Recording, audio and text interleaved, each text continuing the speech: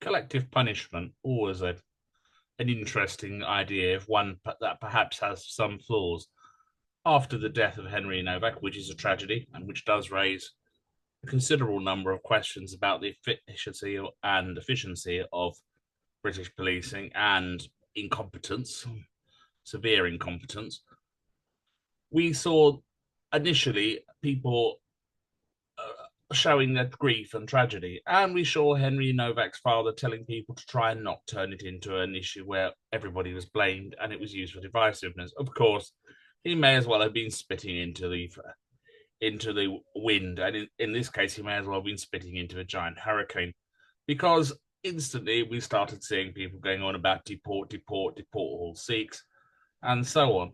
But during this whole period where this has been occurring, there's another crime that has some similarities and also some differences. And I think due to this crime and due to the names of the people involved, especially the surnames, we may have to start looking at deporting every Irish person, every member of the Irish diaspora from Britain due to this crime. Because we can't have us naughty people in here. I mean, look at us. We're uncivilized. We had to be civilized by the British, of course. Process is not complete yet. So we're just barbarians. But anyway, Pain Beyond Words says murdered student's father. This is an article by Brian Farmer at Cambridge Crown Court for the 3rd of June 2026. The father of a Saudi Arabian student murdered while studying English in Cambridge has told a judge that his pain is beyond words. Well, yes, I should imagine it wouldn't be beyond words, as this young man was apparently just attending a language school. And then I should imagine, as with how those language schools normally work, he would have probably gone back to Saudi Arabia and hoped to maybe enter a British university, be upgrading his language skills. Mohammed Algasim was stabbed at 20, was stabbed in the neck outside student accommodation by 22-year-old construction worker Chas Corrigan of Holbrook Road, Cambridge, in August 2025. Look at that surname, Corrigan. Definitely a possible link to Irish people. It's time for deport, deport, deport. Coming over here with Guinnesses and rebel music and so on, and we can't be having any of that. Not proper British values, is it? Al-Qassim's father, Yusuf Al-Qazim, described the impact of the killing in a statement read out at a sentencing hearing in Cambridge Crown Court on Wednesday. I doubt you could describe the impact of such a thing. It's basically the best you can do is hidden it, as here. Al-Qazim told Mr. Justice Dyer, instead of witnessing his achievements, I was confronted with the unbearable reality of receiving his lifeless body. I'm not even going to attempt to be funny or humorous, as there's nothing funny or humorous in that. It's a horrid situation to be in. But Corrigan was found guilty of murder after trial at Cambridge Crown Court, which, great. He's off to Chokey, off to do a bit of porridge. But he's also due to be sentenced on Thursday along with his father, Peter Corrigan, who has admitted assisting an offender.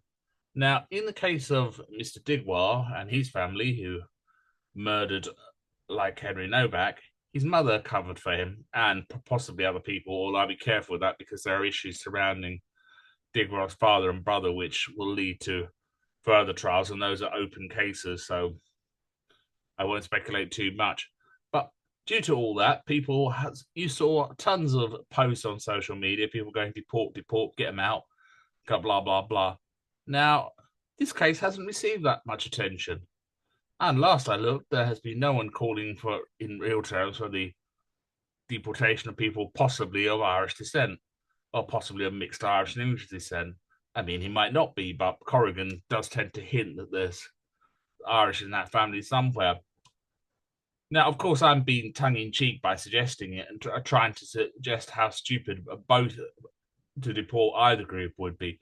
But it's interesting to note that no one has been talking about the horrors of Peter Corrigan and his son, and how Chas and how this all unfolded. It's received limited attention, but it's a horrid crime, and a particularly horrid crime, because prosecutors said that Corrigan attacked with a kitchen knife after an evening of drinking and using drugs, apparently sticking cocaine up his nose. So a young lad from Saudi Arabia who came here to learn English for a short time, probably at a cram school or English summer school or something similar, is now going home dead to his father. there aren't really words to deal with that kind of pain. As his father noted, it's beyond words. It's not something like expecting someone to die after having lived a long life, or having somebody die of even a terminal illness where there's time to work it out and mentally pass through the stages of grief. In this case, it's just shocking sudden news by a stupid young man, Chas Corrigan, and his father have killed another human being. I afford them no more or less blame than I would for Digbar. They are both men who have committed evil actions. Chas Corrigan's actions are no better than Digbar's as far as I'm concerned. They're both robbed young men of their potential and their future life. But I just thought I'd draw attention to the case because it seems to have slipped under the radar somewhat for whatever reason. Draw your own conclusions.